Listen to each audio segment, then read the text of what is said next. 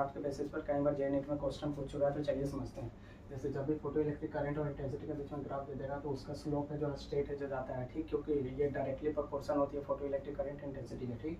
Photo electric current और current के बीच में ग्राफ दे देगा तो याद रखिएगा 10⁻⁹ सेकंड तक बढ़ता है, उसके ऊपर कांस्टेंट चला जाता है, ठीक। अब फोटो इलेक्ट्रिक करंट और पोटेंशियल के बीच में ग्राफ दे देगा तो t = 0 सेकंड पे कुछ ना कुछ है जो फोटो इलेक्ट्रिक करंट होता है, ठीक। उसके बाद थोड़ा देर के लिए बढ़ता है फिर कांस्टेंट चला जाता है, ठीक।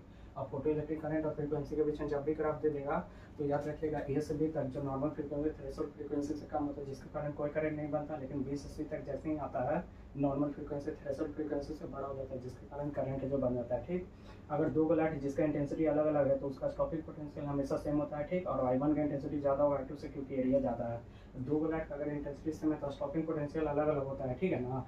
और इसको ये वाले लाइट को रोकने के लिए स्टॉपिंग वोल्टेज ज़्यादा देना पड़ता है, इसलिए स्टॉपिंग पोटेंशियल ए का ज़्यादा होता है बी से, और इसीलिए कांटिक एनर्जी भी ए का ज़्यादा होता है बी से।